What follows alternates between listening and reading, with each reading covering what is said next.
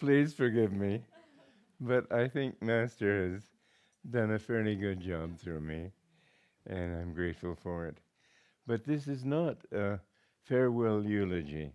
It looks like it looks like I'm stuck and you're stuck with me for another 6 years. Anyway, that's what Agastya prophesied, and well, let me read to you. I was going to read to you today from the book Yogananda's Salient Characteristics, and no, thank you. In fact, gotta have a drink.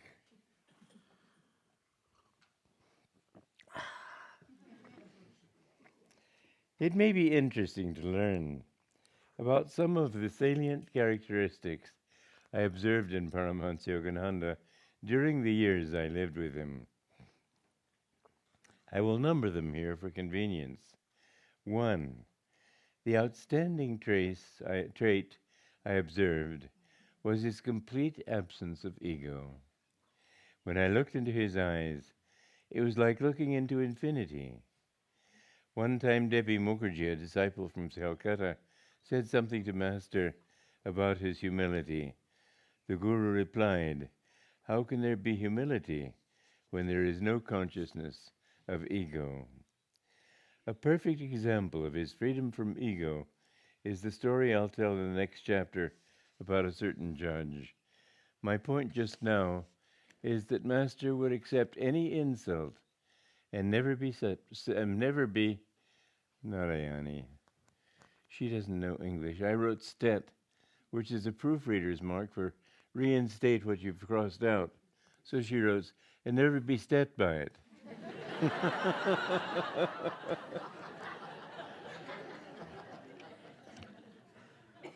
I must remember this one. As you'll see, he accepted that judge's withering contempt with utter good cheer. Now, we can't get rid of the ego by the ego. Master told me the story of a man who was being bothered by a demon.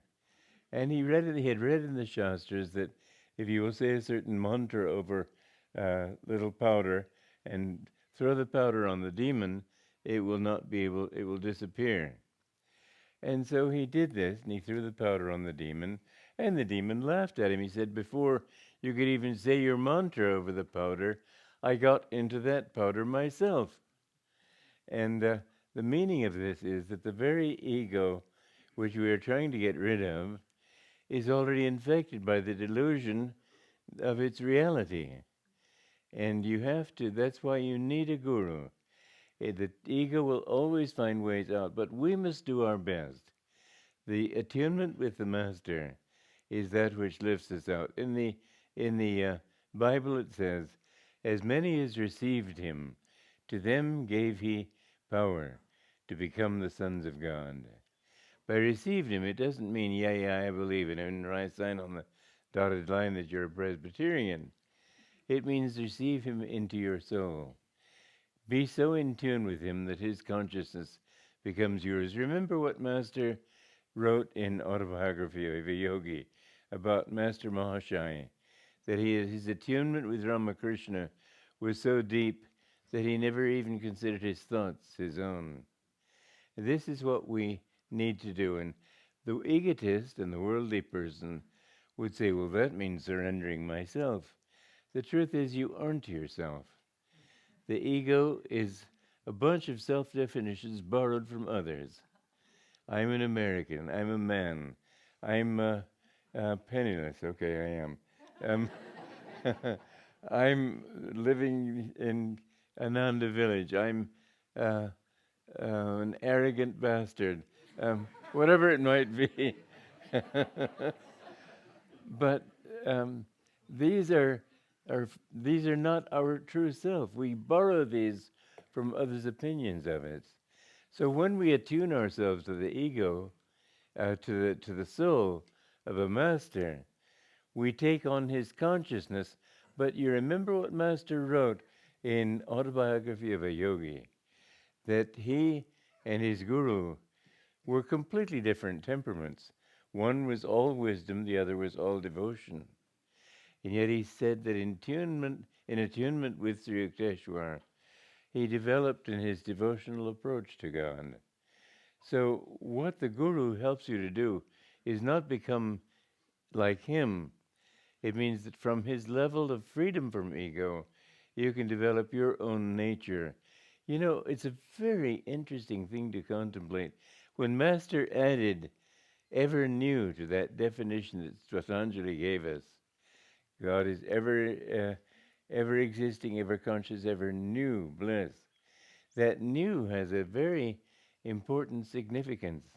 That bliss is expressed in a particular and different way in every human being. And really, as I've said before, this is our reason for loving everybody. Because everybody really only wants that same bliss. But you will express it differently from me. And that's why so many people say, well, this saint isn't like that one, as if it were a deprecating thing. The saints are of an infinite number of types, and yet they all love God, and they all are in His bliss. So we must reach that point in ourselves where we are in tune with the soul which has no self-definition, and then by attunement with the Guru, he lifts us into attunement with our true self. But we must do our part, and therefore it's very important always to think this is the most important delusion that we need to get rid of. It's the central one to which all other delusions are tied. So we have to get rid of this thought that I am separate from other people. Now, that we can do the more we diminish our own importance. And if somebody insults you, don't get all up on your high horse. Say, thank you. If you have an opportunity when people praise you to say, well, God is the doer, do that. He is the doer. Always try to shift the praise or the blame away from yourself, and you will come to realize in time that you are just a part of this great play of God's. In the Patanjali, it says that when you develop these qualities of non-attachment to your own reality, then you begin to remember your past incarnations. When you're not attached to this body, you remember all the other bodies you were in. So to get rid of the ego is to help us to remember who we really are. So practice this every day. Never get offended. Thank people. There was this saint that Master talked about who he had a critic. Every time the saint did anything, this critic would always point out the downside of that. And one day a disciple came to the Guru exultingly, saying, your enemy, the critic, has died. And the Master wept. He said, I've lost my best friend. He was the only one who dared point out my faults. So think of everybody in those terms. They are not your enemies. They are all your friends in different guises. And you'll be amazed how when you have that attitude, that even complete strangers will come to you and want to help you. You know, we live in a world of magnetism. And the kind of magnetism you put out, people can't define it as, oh, that's that kind of magnetism. But somehow, in your presence, they will feel more like helping you or doing things for you. It's really amazing. I had an interesting, I've talked about this before, and I don't want it to go to her head, but if it can, it's gone to her head long ago. That was one time I called Assisi and told Ananda and Kirtani that I just couldn't come to Italy that year. I was too ill, and it just wouldn't, my body wasn't up to it. Well, Nandini happened to be in the room. So she took the phone, and she said, would you like to give a launch in Milan of your new book? I said, yes. I don't know how, but she has that incredible magnetism of making you want to say yes. So against my own will, just that simple sentence, and I said, okay. And in fact, I did give the launch, and in fact, it was a great success, and so everything worked out fine. But you know, you're the kind of magnetism you have, you'll find that people will respond accordingly.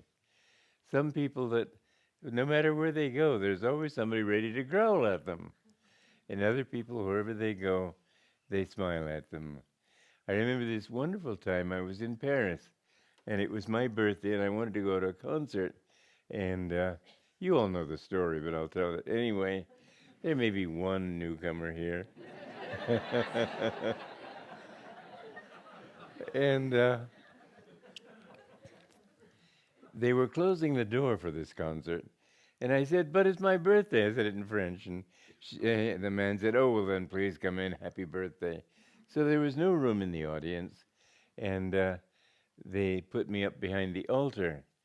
And so I was facing the audience. Well, it was a blissful experience, and I was very grateful to be able to hear it. But later on the metro, their word for subway, a little old woman came to me and she said, do you remember me? I said, well, not exactly. And she said, but I was in the audience. There were 700 people in that audience. How she thought I could remember, I don't know. But you know, it was because she felt my joy in that music. And somehow it made a contact with us, between us. And she sat down and told me problems she was having with her daughter and all sorts of things. Somebody I didn't know from Adam, or I should say Eve. But if you put out the right kind of magnetism, you will find doors opening for you everywhere you go. So remember, if you can diminish the sense of ego, the soul will be able to come through you. You will be able to do things. So many people, they will spend months trying to figure out how to write one poem. But if you get the ego out of the way, you can accomplish 1,000 times more, because things are done through you. I remember in Hollywood Church about 1955, and some woman came to me, greeted me after church, and said something about what a nice sermon that was, and I said, well, God is the door. Oh, really? As if I knew it was good. I didn't know it was that good. No, that's not what I meant. But if you give God the credit for everything that you do, you'll find that you feel free, and you will be able to do it better. So keep that thought in mind. That was the wonderful thing about Master. I remember one time Boone wrote him a letter, and he really took Master to task out of his own delusions.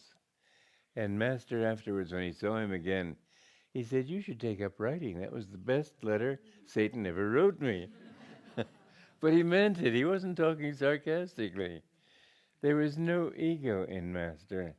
And another thing that I was amazed at, here this great Master, so wise, so far above all of us, and yet he had such perfect respect for everybody. It was an impersonal respect. The respect he showed that judge, his unwillingness to let Debbie criticize a man for being a little under the weather. This one time at a function, it was quite a funny function. I'll tell you a little bit about it.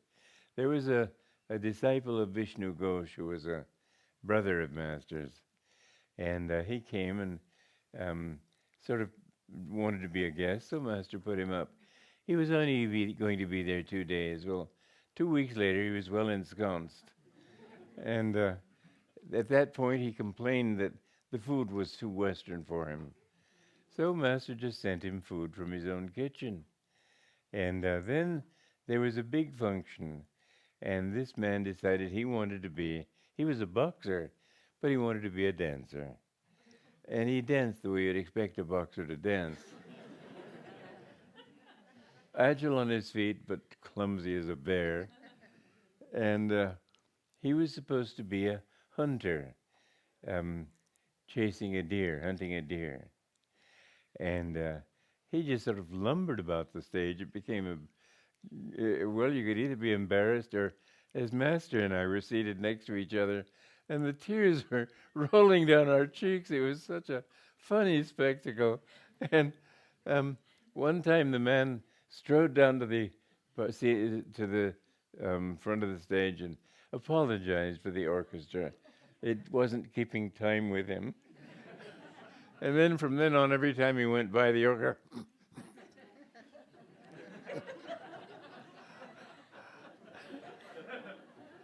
finally, after an eternity, the deer got it in the neck, so to speak, and it died.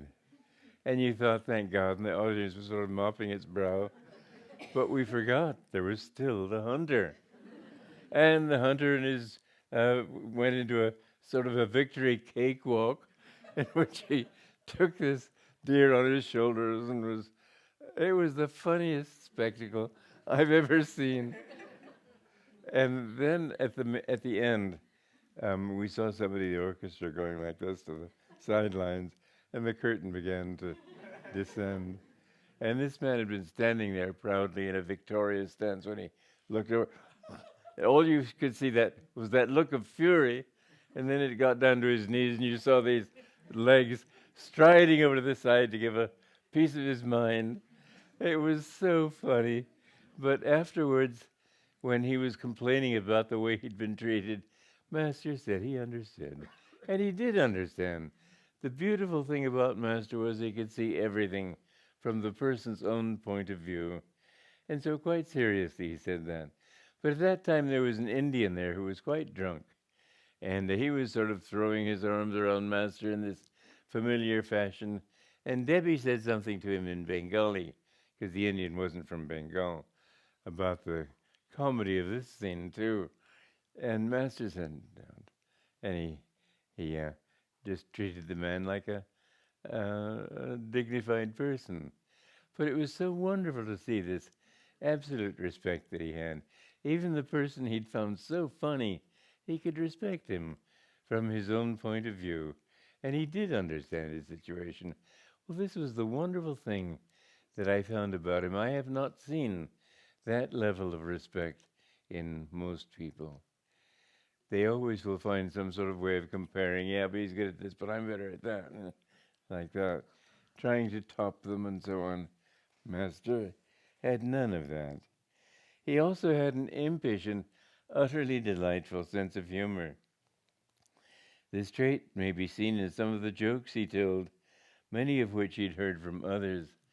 But one time, I remember him laughing at he said, "Your teeth are like stars. They come out at night." And he just was he laughed hard and heartily. And he told this story about the Irishman, an Englishman, and a Scotchman. And the three were drinking whiskey when a fly landed in each of their glasses. The Irishman simply sloshed his glass a little sideways, losing a fair amount of whiskey along with the fly. The Englishman carefully flicked the fly, but the Scotchman squeezed the fly.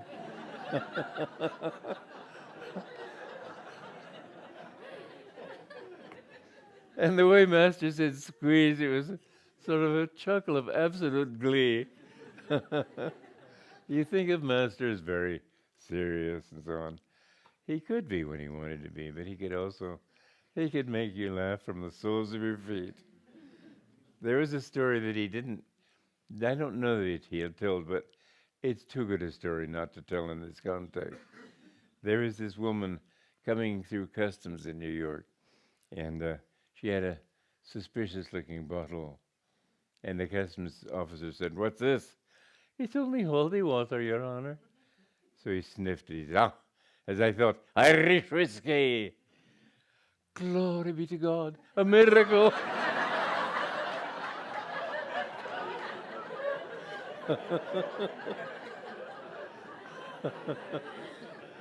Well, that's the kind of joke Master absolutely loved.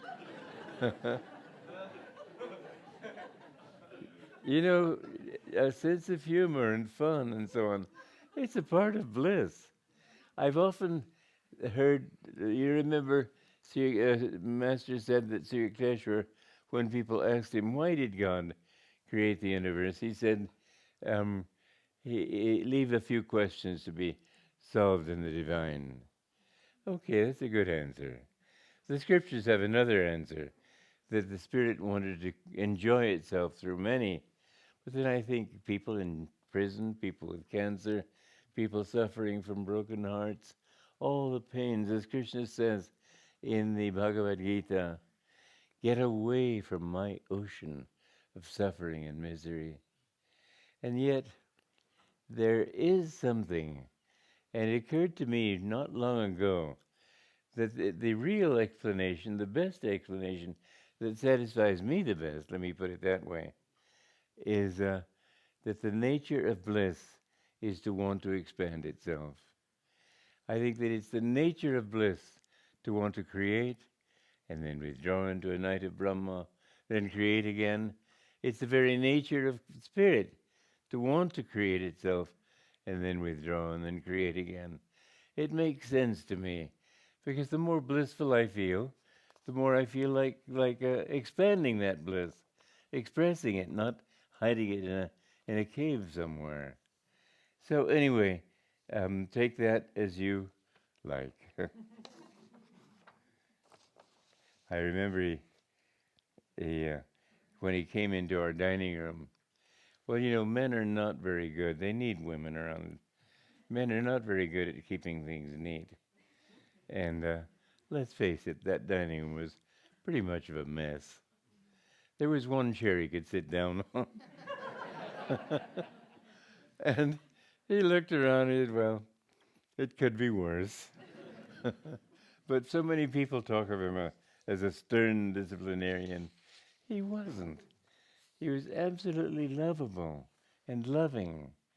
But he was kind, he was forgiving. But with disciples, yes, he did try to help them to understand. And he sometimes realized that just as if you have a child who's crossing into the street, you don't say, now, Johnny, come back, you might get run over. You take him by the scruff of his neck and pull him back and whop him a couple of times on the bottom to make sure he doesn't do that again. And it's not out of anything but love that you do that. And so it is that he sometimes, with his disciples, had to be stern. But he wasn't stern. He told me I just wilt when I have to treat people in any way except lovingly. But it's the only way he could get his message across. He wouldn't have been true to his job as guru if he hadn't been that way sometimes. He understood others from within themselves, and not as others do from outside. There was a young disciple, A.B. George, whose talk was rather, you might say, salty, and who didn't show the usual respect for his guru that we all did. Such had been his upbringing. He would actually sit in a chair in the master's presence with one leg over the armrest, the sort of thing you and I wouldn't dream of doing. But master saw behind that facade, after some particularly unusual display of what in other disciples would have been blatant disrespect, he embraced A.B. with a loving laugh. He just took everybody as he was and treated everybody accordingly. But you know, I remember I went to a bar mitzvah. I'm not Jewish, but I was invited to do the postures for a bar mitzvah in Beverly Hills. And so I did the postures. Then a Beverly Hills psychiatrist, and I think you have to say that probably all of them are atheists. And anyway, he was grilling me, trying to make fun of what I was doing, this yoga stuff and so on. So I tried to impress him by telling him about certain miracles that I'd seen. And I could see him mentally writing down in his diary, let's see, I can see this patient on Wednesday at 11. But anyway, I didn't impress him. When I saw Master next, a couple of days later, Master said, by the way, when you're with atheistic and materialistic people, don't talk of miracles. And I said, you knew? He said, I know every thought you think. It was an absolutely wonderful thing. Some people were embarrassed by that. I was very grateful, because then I knew that he would always set me straight if I wasn't thinking right. Mainly his discipline of me was for my teaching. He would try to help me to become a good teacher. One time there was somebody at the Hollywood church, and he was not a sincere person. And I mentioned to him that I was going to be giving the class next Wednesday. And the man said, oh, in that case, I'll be sure to come. Well, in that case, I knew he'd come anyway. And I just didn't want to accept that insincere flattery. So I said, well, would you be so good as to check people's pockets for vegetables as they come in? It was not a dignified thing to say. And Master, I used to serve him lunch when he had guests. And Master, when the guests left, we would sit and talk for a while. And Master said, by the way, when you're with congregation members, don't talk about vegetables. It isn't dignified. But again and again, he would show that he knew all our thoughts. You know, James Culler was coming from Phoenix to Encinitas to be with Master. And Master said, believe it or not, he said, he'll get liberation in this life. I don't know how, but Divine Mother says so. So it must be true. Anyway, James was on the highway, and it was late at night, and he was getting hungry. And all the restaurants were closed. And finally he came to a restaurant, and he went in. All they could serve him was hamburgers. And he thought for a moment, well, I'm hungry. Oh, well, he won't know. So he ate a couple of hamburgers. So at the end of his talk with Master said, by the way, when you're on the highway late at night and you come to a place that has nothing but hamburgers, better not eat anything. But stories like this became absolutely commonplace. One time Boone and Norman were in a bus going down to Encinitas and talking as sometimes young men do. And Master met them at the gate, and he quoted to them everything they had been saying. He said, you've come here to forget those things. And he really gave them a stern lecture.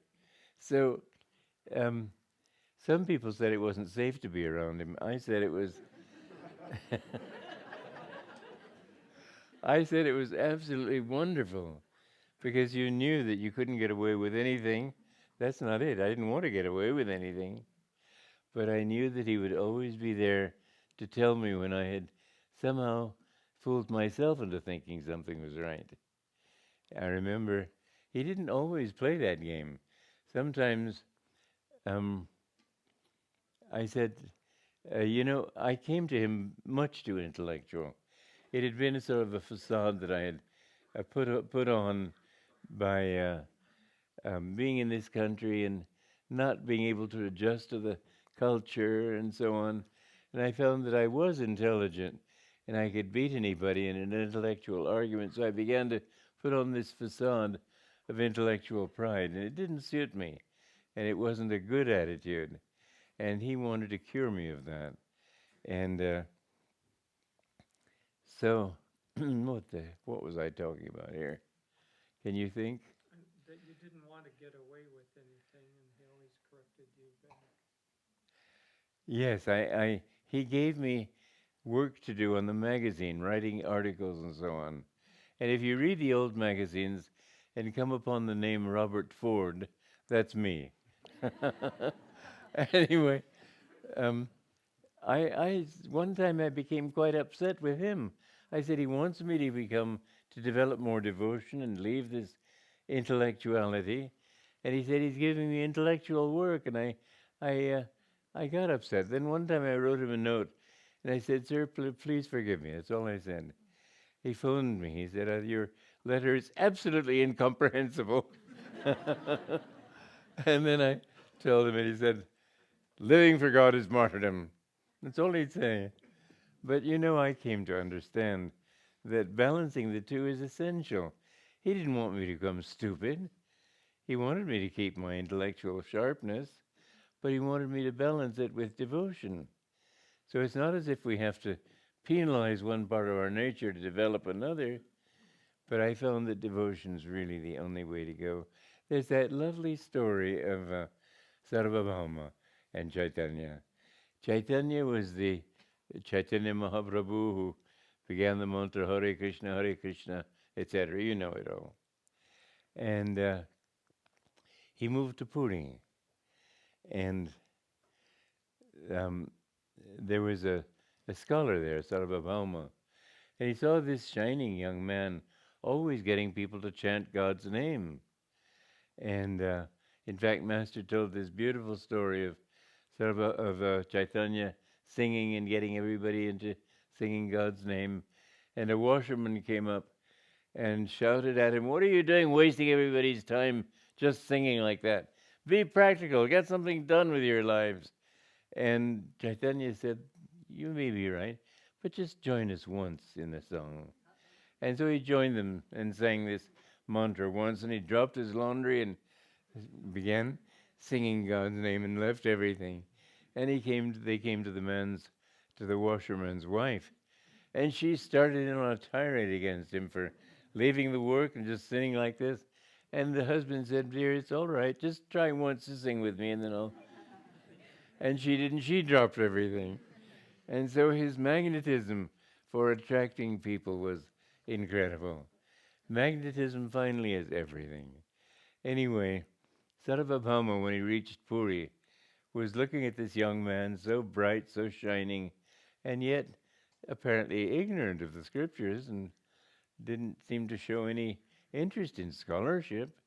And to him, it was the only thing. You have to know the scriptures, you have to be able to quote the scriptures, you have to be able to make learned discourses on the scriptures. So he offered to teach Chaitanya. And Chaitanya was very grateful to him, and he said, "Well, I'd be happy to learn anything you can teach me." And so Sarvabhauma took one passage of scripture and interpreted it in 25 different ways, which was a fantastic feat. They don't think in an Aristotelian way there. It's not either this or that. You think, what can I add to this? For instance, God is love. Well, that love can be expressed to children, to your wife or husband, to your parents, to strangers, to the Guru, to God. So every truth, the more central the truth, the more its applications in this world. And so he, in his feat of coming up with 25 different interpretations of this passage of Scripture, it was a phenomenal feat. And Chaitanya said, "Well, that's amazing. Congratulations. Let me see if I can come up with any more." He came up with 80 more. And Sarvabhauma just fell at his feet. He said, "You know so much more than I." And again, that's such an interesting variant on our Western dogmatism, because the more truths you can find from one central truth, the wiser and better you are. Anyway, so the understanding of truth and of people and everything from inside, that's where real understanding comes. Master said a scientist can examine the atom from outside, but a master, a yogi, can understand it from the inside. And you can't say, this is what the American Indians used to say, you can't understand a person until you have walked a mile in his moccasins.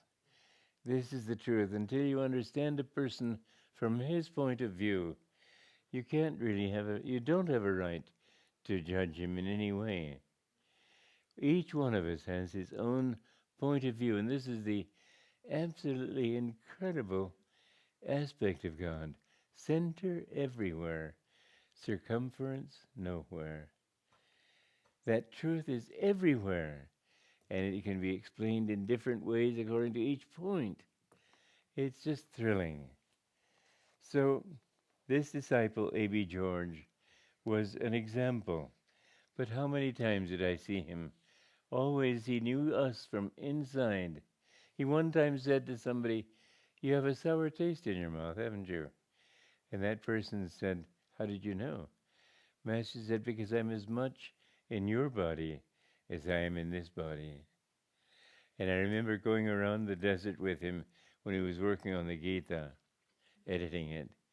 And he would have his hand on my arm for stability. And sometimes he would just sort of sway and almost fall, and I'd have to catch him. And he said one time, I'm in so many bodies, it's hard to remember which body I'm supposed to keep walking.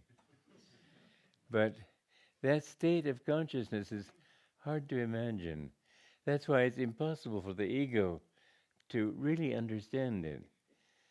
One thing to get out of this ego consciousness, when I used to try to meditate, concentrating at the point between the eyebrows, I would think, now, from where do I look at it? Do I look at it from below? My eyes are below, my body's below. Or do I look at it from above, from the brain? And it was always sort of a mystery to me. But I've come to understand the answer is to be centered in the medulla. The medulla is the seat of ego. That's why when you're proud, your tension back there draws your head back. And if you can be centered at the ego and look forward at this point, then you move that energy slowly forward till everything that you do becomes centered in the positive pull of this same center, the point between the eyebrows. What is there about the point between the eyebrows? It's behind that point is a certain point in the frontal lobe of the brain where ecstasy is experienced and superconsciousness. And a master will do everything with this as his center. And a worldly person will do everything with the medulla as his center. So the more you practice this looking forward from your egoic center toward that center, the more you will find your energy being centered here. And really, you begin to feel yourself. Everything that you do seems to be coming from this center. There's a feeling of bliss and expansiveness in that that is very delightful. So always just feel, I remember when I first felt that, I felt joy at the point between the eyebrows. What I used to do was set my lunch aside at 12, then go meditate for half an hour, and then have lunch at 12:30. It was cold, but okay, at least I'd gotten to meditate. And one day I was meditating, and just almost at 12:30, I felt this sudden feeling of great joy at the point between the eyebrows. And I thought, well, this is so obviously the truth. I'll never forget this. And so I said, okay, I'll go to lunch. And I didn't get it again for a long time. I'd say whenever you have an experience like that, forget everything else. Try to deepen yourself in that experience. Don't presume that it'll be yours now that you've gotten it. You get little tastes, like if you're going from California, from Los Angeles to New York, you come to Banning and there's one advertisement for a hotel in New York, but you've got a long way to go before you reach New York. The closer you get to New York, the more the advertising is about New York. And finally, as you come very close, suddenly everything is about things in New York. And so on the spiritual path, you get a few glimmers here and there, but they're very few. And be grateful for them. Don't take them for granted. And finally, they're all around you. And then you reach New York. The beginning of the spiritual path is some experiences in the beginning to hook you. And then no experiences for a long time. This is known as the middle ground. Then the experiences begin to come. But when you have them, be grateful, but remember Master's words. The path to God is not a circus. It's a matter of giving, not a matter of experiences. There was one woman who came to the center in Boston, and right away, without any effort or preparation, she saw through the walls, she saw the 1,000-petaled lotus, and it all seemed so easy. She never bothered to come back. Strange. But remember, the important thing is not your experiences, but how seriously you are dedicated. How you have gotten, mainly as to what degree have you gotten rid of your ego? To what degree do you feel he is the doer, not you? And the other test, and a very important one, is how deeply do you love God? Sometimes when I see a movie, when I see a movie, if I see people going through hard times, I think, well, I could be in that position. How would I take it? And I try to make myself affirm that I could take this. It's not me. It's not real. It doesn't exist. And watching Joan of Arc on the cross burning on her funeral pyre, I think, could I do that? Yes, I could. The fire is temporary. The pain is temporary. The bliss of the soul is permanent. But this makes movies very worth looking at. Whenever you see a hard experience, tell yourself, can I do that? If you can reach the point where you can mentally persuade yourself, yes, I could go through that and I would not be touched.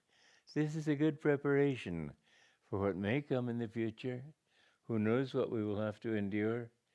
But don't ever let yourself get involved egoically. I've been to the dentist. I have to go to the dentist again. Anyway, um, I've had the dentist swapping, perspiring with sympathetic pain.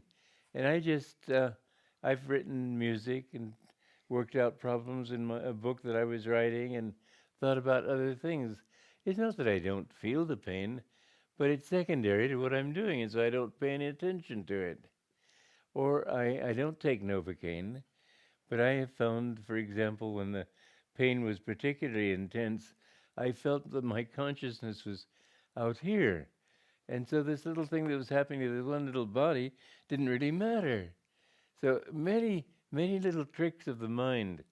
But it's very good to be able to think, what is the worst thing that could happen to me? Could I take it if it happened? To view it in a positive light. If people hate you, if they persecute you, they will do that. They do that. It's just a part of life. It's a part of being dedicated to God. God doesn't smooth the path before you. He throws brambles in your way. He wants you to, and he wants to know if you love him. He wants to know that if nothing can take you away from him, and if you have that kind of love, then he will take you. But the path is one of, yes, many persecutions, many pains, many tests. Don't be afraid of it. Everything is a dream. Nothing lasts.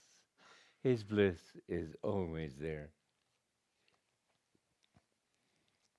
Yogananda was completely centered in the infinite.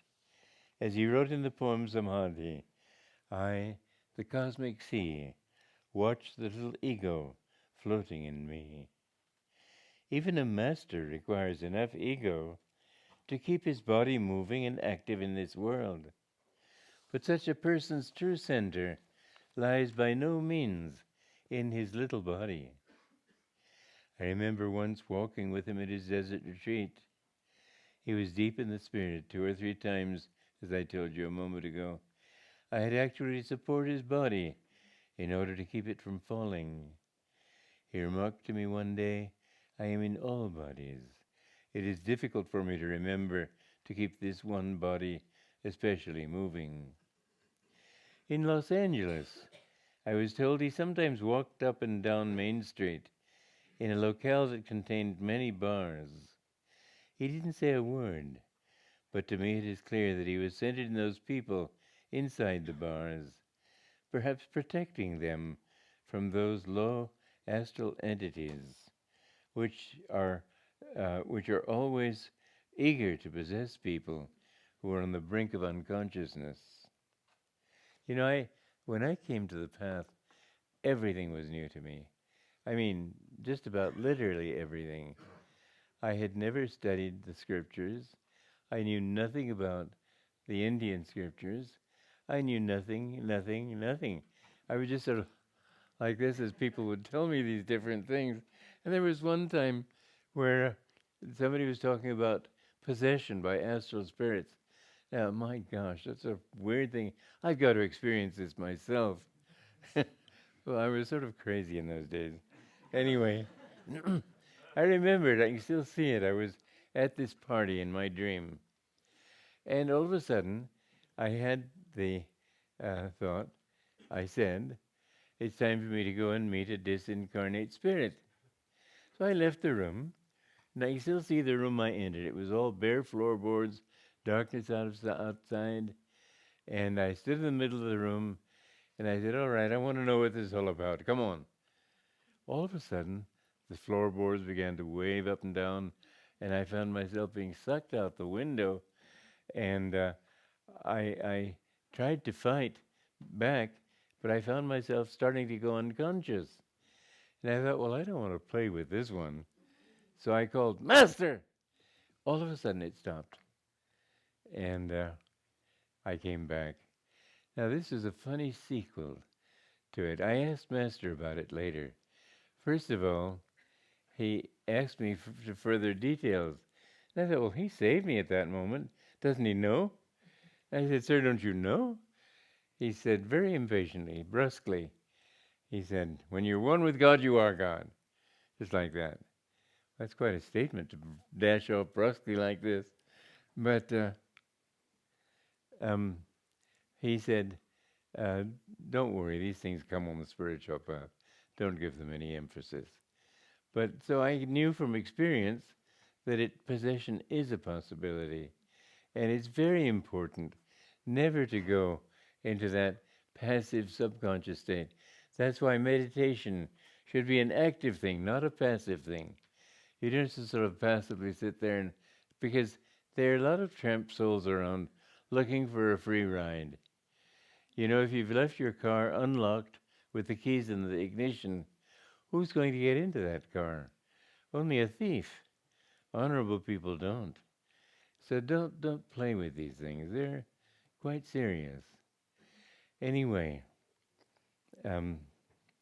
he was walking up and down and trying to feel these people and give them energy, helping to save them from that kind of thing. Many times people will murder, for example, and they won't remember what happened to them.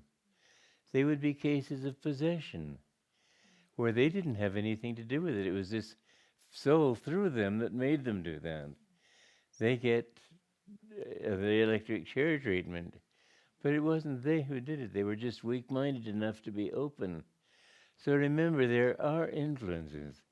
Master said also that thoughts are universally, not individually rooted.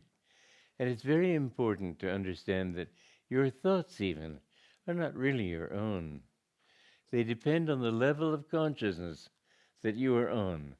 I remember one time I suddenly fell into a mood. I'd been with Master just a few months, and I remember I wanted to see him, and I didn't see him, and there was a bottle of water that was demanded for his kitchen, so I hastily preempted the job to myself and took the bottle up there, and Master was in the next room dictating, and he didn't pay any attention to me, and I, just like an immature boy, I said, he doesn't care about me, and I felt very moody and upset, and I tried to get out of it. And the more you use your reason to work on your feelings, reason is moved by feelings, is directed by feelings. And the more my reason would tell me, yeah, that's the way things are, nobody cares for nobody, that kind of thinking. But then I had enough this distance from myself to think, well, do you like this mood? And I thought, no, I don't like it. Then if we can't get out of it by reason, let's sit down and change our level of consciousness. You know, I put my mind here. It took only 5 minutes for me to completely change my awareness. When my energy was raised in the spine, suddenly I saw everything in different ways. I thought, of course he doesn't have time to stop every time somebody comes by. He's working on his letters, and everything was completely different. So your moods depend upon your level of consciousness. But that level of consciousness has thoughts belonging to it. So on this level, all these negative thoughts come. On the upper level, positive thoughts come. And if you want inspiration, then don't think you can generate it, but open yourself to that higher inspiration, and there's no answer that cannot come to you if you will give that superconsciousness a chance. And if you're a poet, the inspirations you will get will be in terms of poetry.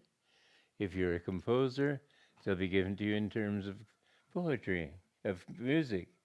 If you're a mathematician, they'll be given to you in terms of mathematical formulae or something. But you will find that every great discovery or invention owes its success to attunement with that higher source of inspiration. So try always. Don't try to be clever. Oh, let God work it out for you, and you'll be amazed at how it works out. Desirelessness was another strong trait in the Master. One time, James J. Lin, a wealthy disciple, wanted to buy him an overcoat and took him for that purpose into a men's clothing store. Yogananda saw one coat that appealed to him, but when he saw the price tag, he hastily looked elsewhere. The coat was very expensive. Mr. Lin said to him, "I saw you looking at that one. Let me get it for you." Yogananda had to agree. To the coat, Mr. Lin added a matching hat. The Master always felt awkward wearing this expensive overcoat. After some time, he prayed, "Divine Mother, it's too good for me. Please take it away." Let's see the page. Yeah. Some days later, he entered a restaurant.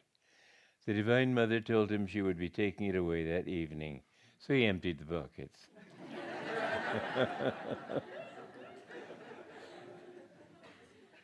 When the meal was finished, he returned to the rack where the coat had been hanging. To his relief, the coat was missing. But then he complained, "Divine Mother, you forgot to take the hat." Reminds me of a cartoon in Punch. Two men at a restaurant, and one leans forward confidentially to the other and says, "Don't look now, but I think somebody's taking your coat." Anyway, Master went into Radio City Music Hall, and he said, "Now that I've paid for my admission, I own this place." And so he went around, enjoyed his new possession, and when he'd enjoyed it enough and seen everything he wanted to, he gave it back to the management and left a free man. So what he was saying with his story was that you can enjoy everything. You don't have to own it. But enjoy this world with a sense of freedom. Enjoy everything, but leave it with the management when you leave it. Don't take it with you.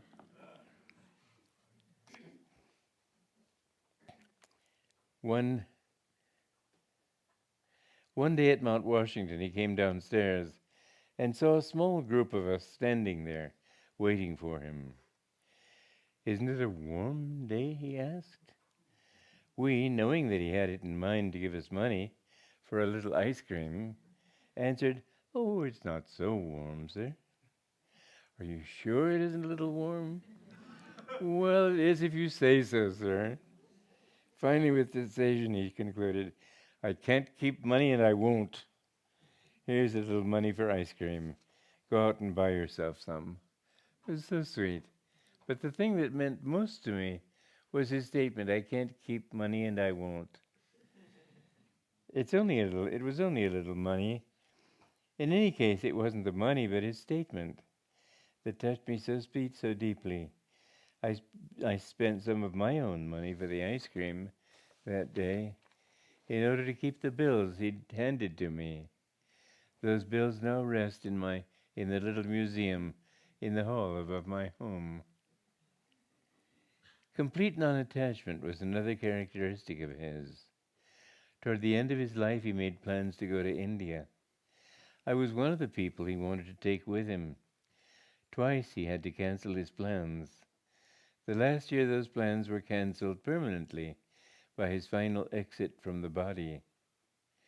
The last year but one, I asked him, "Sir, shall we be going to India this year?" "I'm not curious about these things," he replied. "What Divine Mother wants, I do." Not curious about a trip to India? I was amazed. But I saw that in everything he was completely non-attached. There is a beautiful little story that I've told in this book about his father bought him a motorcycle when he was old enough to drive it. And sometimes he and Sri Yukteswar would go bouncing through the street, Sri Yukteswar in the sidecar, and their robes flapping about them as if with kindred enthusiasm, you might say. And Master became known jokingly as the motorcycle Swami. But it was easily the most beautiful gift he'd ever been given, and he loved it. But one day he came out of his father's house, and he saw some neighbor looking at the motorcycle with great longing. And he said, "Do you like it?" And the man said, "Oh, if only I were able to own something like this." Master said, "Well, take it, it's yours." "Well, how can you possibly give away something like this?" "No, I wouldn't be happy owning it, knowing that you wanted it." And he said, "Well, but how much do you want me to pay for it?" Master said, "Nothing. I'll just go in and get this little slip of ownership and give it to you, and it's yours." But that was the spirit Master had. He one time had an Esraj, which is like a sitar but much smaller string instrument, and he loved to play it. But one day somebody looked at it with uh, great affection for it. Master just gave it away. He was completely free in himself. And so it is that we should be. The nature of a master is that to help us to become like that too. We need to develop those characteristics if we too are to find God. Now I thought I'd stop here and give you a chance to ask questions if you like. And let me see. So any questions? You know, it wouldn't hurt to have the lights on so I can see you.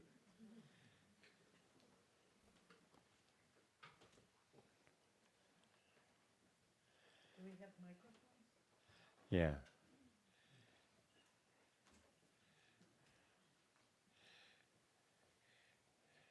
No questions?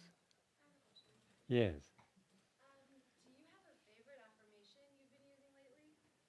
Do you have a favorite affirmation that you've been using lately?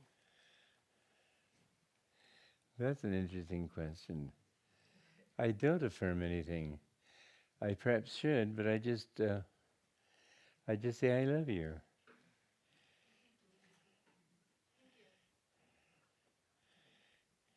Any others?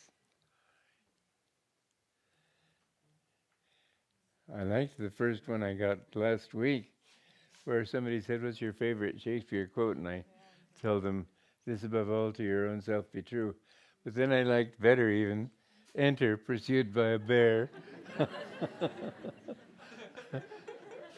That was a stage direction, I think, in As You Like It, anyway, one of the plays. Yes. I'm curious about how Yogananda expressed affection physically with friends and disciples. He's curious about how Yogananda expressed affection physically with friends and disciples. Was he very physical? He didn't normally embrace people. Very rarely did he do so. But, you know, you could feel his love. I remember one time at the desert, I was leaving the room, and I reached the door.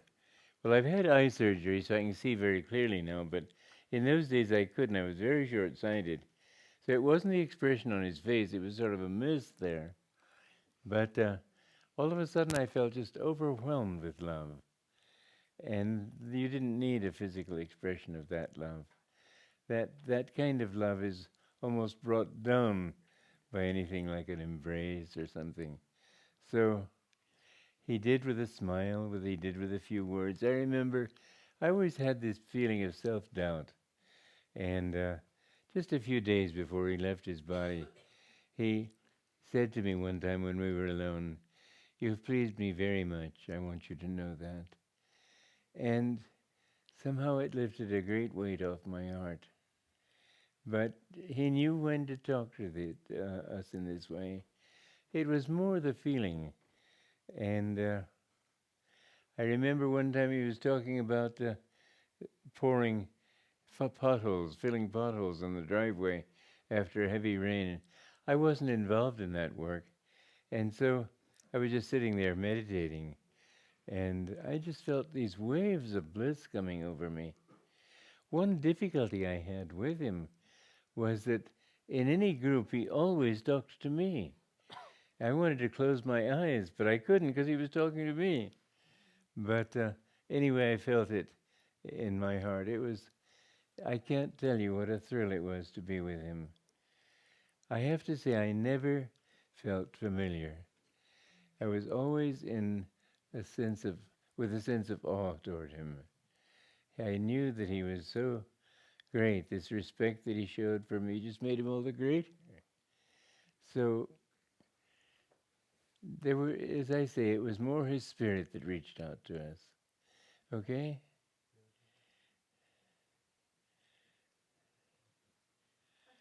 Yes. How do you define a saint? Swami, how do you define a saint? You know, a saint can be defined in many ways because there are many levels of saints. In one very true sense, one very true sense, you are all saints because you've dedicated your lives to God. Beyond that, a saint is one who is the closer he comes to God. Everything is relative. It's not as if you cross the door and suddenly flash. But a saint of a true kind, I asked Master, to what level must you have reached to be called a master? And he answered, you must have reached Christ consciousness. When you've attained that state, then you are a master.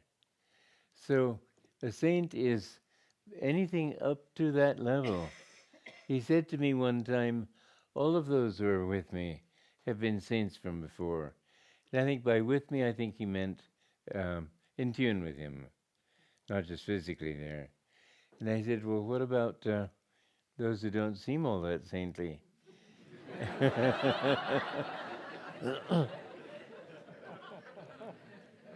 And he said, well, some are fallen saints. And then I said, I'm thinking of myself, sir.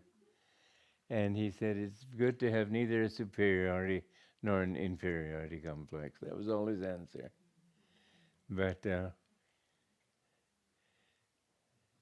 saint is somebody who loves God. And I say the more you love God, the more you are a saint. When you've reached that point where really nothing could shake you in your devotion to God, then you can call yourself more firmly a saint. But the falls on the path, they're a constant thing. You know, Judas, people think of Judas with opprobrium as somebody who is Satan incarnate practically. Master said of him that he was a prophet. And I was very surprised at this. And I said, well, what do you mean? He said, oh, he'd have had to be one of the 12. And then he said, I knew him in this life. And of course I was very interested in hearing the answer. And it turns out that he was a disciple of Ramakrishna. And I think it was Ananda, and who wrote the life of Ramakrishna. And he didn't say that, though. But I said, what was he like? And he said, always very much withdrawn. One time the disciples teased him about his attachment to money. And the guru said, don't, leave him alone. He'd been through enough suffering on that point. He didn't want money for himself, but he did spend a lot of energy trying to get money for Ramakrishna's wife to support her after she left her body. And I think it was that they were laughing at. But he received his liberation in this lifetime, 2,000 years. And you know, dear Ananda, who was Master's nemesis, he betrayed him again and again. But Master said in another 3 lifetimes he'll be liberated. So how can you judge? You just have to think, where am I on this path? Have I reached that point where I know that the only thing I want is God? And I would say that mentally it would be a help to build a bonfire every night and throw into that bonfire anything that might smack of being a desire or an attachment. Nothing is yours. You will find that the more you do that, the more you feel free in your heart. Finally, a saint is one who has no desire for anything except God. Any other questions? Yes. Swami, what is, if there is, the biggest obstacle that prevent women from advancing spiritually, and how they can overcome it? What is the biggest obstacle that prevents women from advancing spiritually, and how can they Emotions. overcome it? Emotions. Women tend to be more emotional, men altogether too rational. And both are needed. But these emotions that make women get all excited about things. Remember, anything that happens, don't try to always smooth them out. So when things are great, don't make them very great. Just, okay, it's okay. When they go back, it's okay. Try to be even-minded and cheerful under all circumstances. And always beware of emotions, because emotions will always fool you. This is why I know Dayamata said to me once, let's face it, women are more spiritual than men. And I thought, yeah, that's why all the avatars are women. Well, I don't know why they all come as men. Maybe they just don't want to mess with those messy periods. I don't know.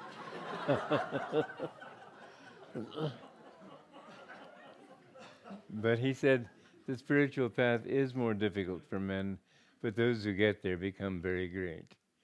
And it all balances itself out. I have seen, with an impersonal view, that in life, generally speaking, women are more competent than men. This may cause a great deal of resistance and distress among men, but it is true. And yet, if you look at it further, all the people who are the most competent in every field are men.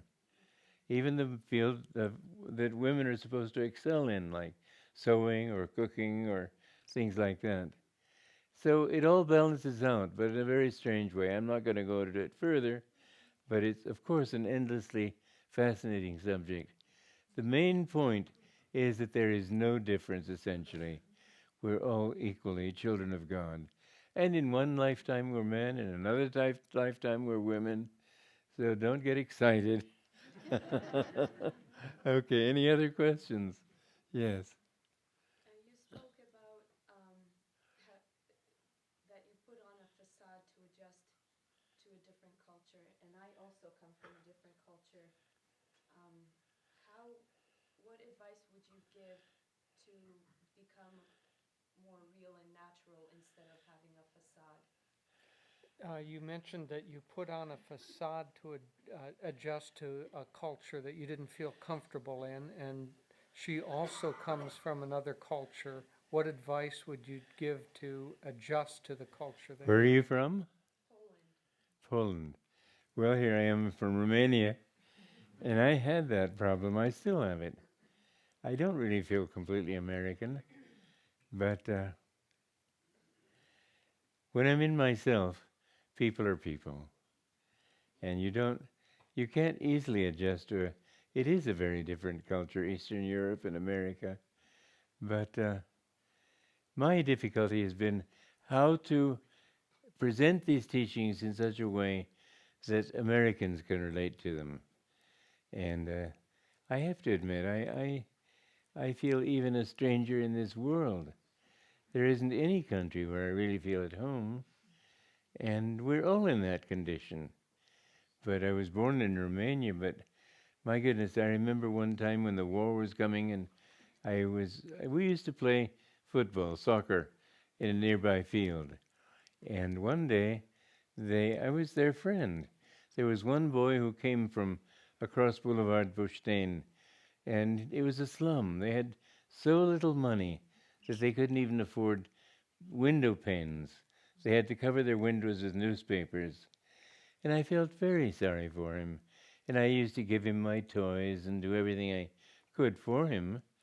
And one time these boys locked me in a courtyard and then began kicking a football at me, trying to work up the courage to attack me. And I just threw the football down like this, batted it away, and stood my ground and didn't show any fear. And I didn't feel fear. But finally they let me out and decided that the afternoon's entertainment was perhaps a bust. But I went home and I just wept my heart out. Here these dear friends were rejecting me just because I was an American. And why? It's painful. The only answer, finally, is to say I don't belong anywhere, really. I'm a child of God's. And, in fact, Jesus Christ put it this way: who is my mother and father and brother and sister, save those who love God? So, don't ever feel I belong here. You don't. You could be on other planets. In fact, I asked Master once, are the people who are here on Earth now going to be reincarnated on Earth in Satya Yuga? He said, oh no. He said, I've told you many times, there are many planets to go to. He said that if they kept coming back to the same planet, and this was a slightly scary thing he added, they would find out too soon. In other words, God doesn't want them to find out. It doesn't seem fair. And yet he wants us to use our own discrimination and not have the facts pushed so blatantly in our faces that we know that it's so. So, on the one hand, as Master put it also, God eats people. On the other hand, there's this part in him that loves people and wants to draw him to him. The image of Kali, it's a very interesting one. She's Mother Nature, and the way they depict her is not very pleasant. There she is with 4 arms. Well, one is creation, preservation, destruction, and offering salvation to those who love her. But then you look at the image, and you think, is that lovable? There she is, doing her dance of creation with her hair all over creation. That's what the hair going out means. She wears a garland of skulls, and that means she's omnipresent in all minds. But why skulls then? Why not heads? Well, because life is temporary. Then she's dancing, and suddenly she puts her foot on her prostrate husband's breast and stops. And her Shiva's lying prostrate there. It looks as if she's sort of been doing a victory dance in some way. And her tongue is lolling out as if in bloodlust. And you have to say it's not a very attractive image. But the meaning of it is that the dance of vibration, of cosmic vibration, ceases when it touches the spirit. And the tongue out is what really it is based on this simple thought. When you make a mistake and you're a little embarrassed,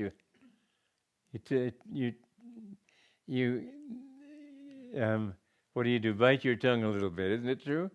Universal gesture, I think. Anyway, it's certainly true in India.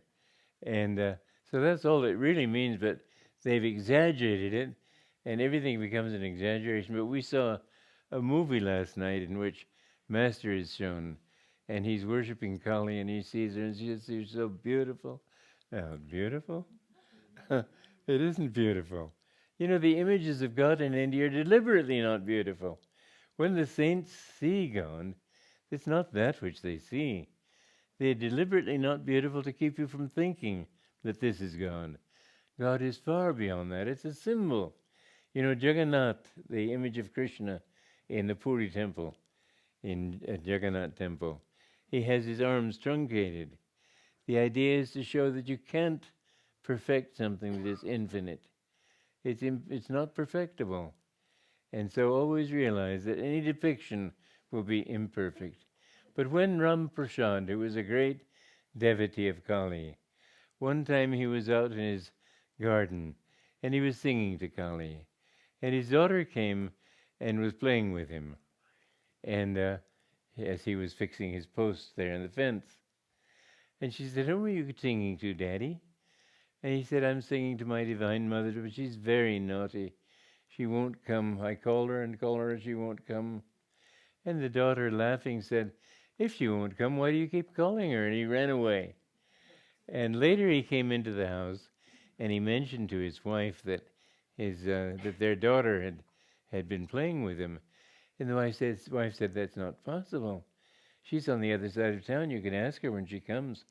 And when the daughter came home that night, he asked her, "Weren't you with me in the garden here?" He said, "No, Daddy, you can ask anybody. I was on the other side of town." And then he realized that it was the Divine Mother who had come in the form of his daughter. So don't think that those forms of Kali are the real form. When Master saw the Divine Mother at the Christmas meditations, and he said, "Oh, you are so beautiful." And he said, "Don't go, don't go." But it was so inspiring to hear him talk like that. Because the Divine Mother is everything you could imagine as beautiful, that would be she. So never think that those forms are anything but symbolic of certain ideals and principles. And, okay, any other questions? Yes. When you said sometimes you, from Yogananda, you would feel waves of bliss and how wonderful that was, did that happen very often for you? And also when he was talking to whole congregations, could most people perceive that? And then another thing Slow down. When you said that, Master, you would feel waves of bliss from him, did that happen very often? That was a particularly intense time, but I always felt wonderful around him. And more in attunement with him. Mind you, when his being gone doesn't mean very much. I feel it more and more. Then her part two was, did others in an audience feel that? I don't know. I didn't go around checking. Now, did you feel it? And the third question.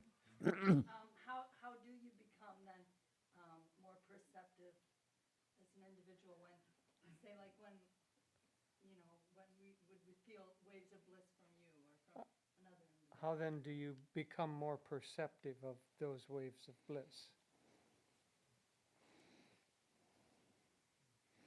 I'd say that the more you don't have desires for substitute bliss. Like I remember he said, you have to satisfy all desires. I said, even for an ice cream cone? Thinking I'd have him there. He said, oh yes. Even for an ice cream cone. You have to get rid of all of them. But the freer you are of any desire for outward fulfillment, the more this bliss, you don't have to add it to what you have. You realize that's what you are. It's in your own nature. Okay? There was a question over here, yeah. Swamiji, are you still thinking of recording more songs? You know, I am thinking of it. Is David Eby around? David Eby here? No, sir, he's not here. Okay. Well, if and when he's here, I would like to. Today I finished working on the book. Give me a few days and then I'll...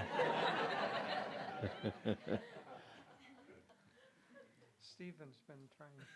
Swami, we have a question from somebody watching online, and they ask, what was the most important lesson Yogananda taught you, especially when you were new to the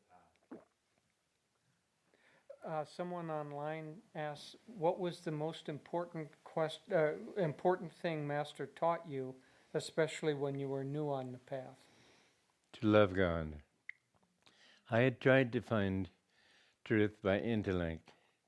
Fortunately, because I was honest with myself, I reached that point in my intellectual questing where I realized that the only thing that made sense was God's consciousness. I remember I went out into the night outside Charleston, South Carolina, and I had reached that point. I had tried to find truth. I was looking for truth. I tried to find it through science, through politics, through art, through different things. And all of them had sort of, I realized at the end, I'll never find what I'm looking for through these things if I leave God out of the equation. I had tried to avoid God because the church that I went to didn't give me what I considered an honorable picture of God. Sort of a stuffy old man with a long beard, judgmental, just waiting for people to make mistakes so he could clap them into hell for eternity. It just didn't attract me. But I found that in every line that I sought, it led to the conclusion that it has to be a God for me to find the answer that I'm looking for. And then I looked back through history because I wanted with all my heart to help uplift all humanity. And I thought that without God, how can I? The only people in history who have really had a significant impact upon history, a long-range impact, are the people like Buddha, Jesus Christ, and people of that level. So finally one night I decided I just had to confront this issue in myself. And so I walked out into the night. I was in the countryside, and I was thinking, if there is a God, what must he be like? And I thought, well, he can't be an old man with a beard. He can't be like a policeman up there or a judge. But then what is making me ask this question? Well, the fact that I'm conscious. Well, in that case, where did I get this consciousness from? I didn't think that my brain could produce that level of consciousness. I didn't think I could be programmed to think this way.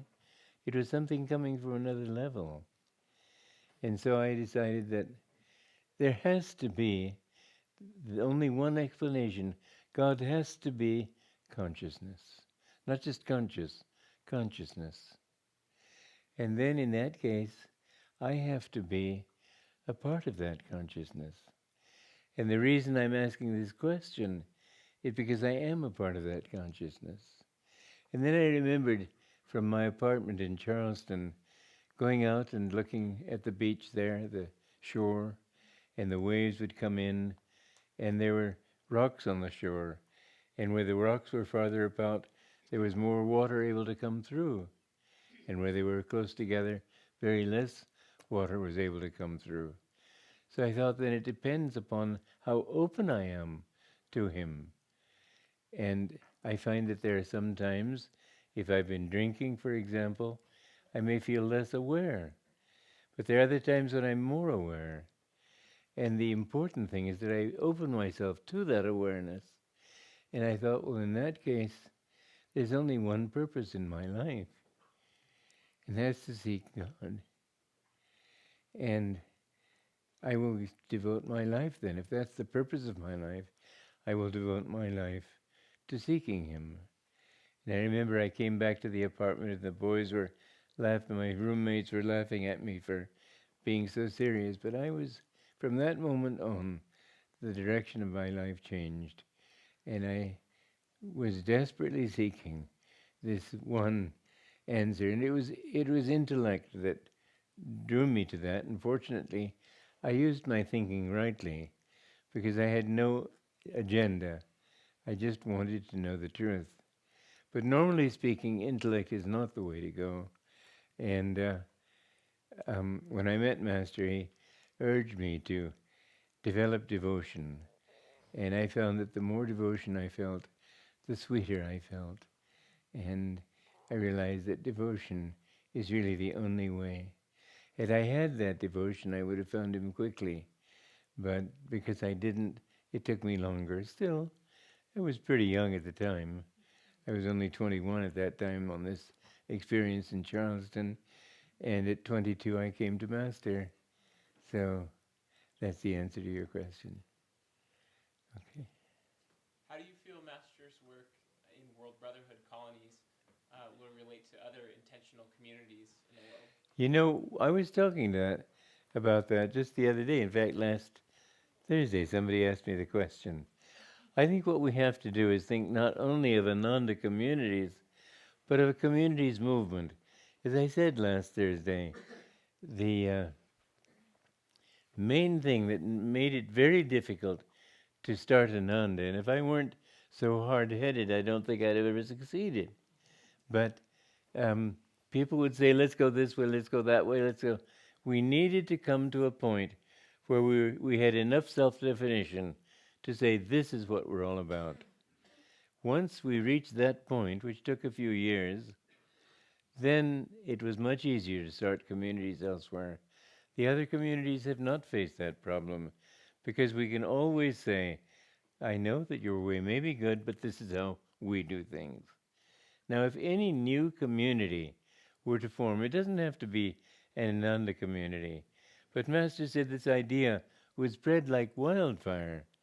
I don't expect them all to be Ananda communities, but if we can have a brotherhood of communities so that all of them tune into this system, even though they don't necessarily follow our teachings, they will find it easier.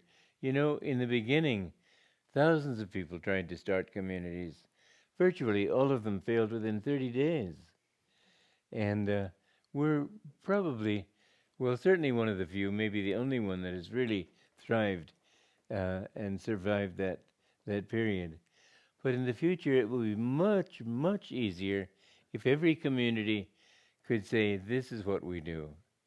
Once that's clear, others say, take it or leave it. And if we can have this movement, let's say, of communities, I think that will be the most important first step. I'd like to think that Master was their guru, etc., but first of all, communities. Well, here it is, 9 o'clock. I think we'll call it quits for tonight. Thank you all very much.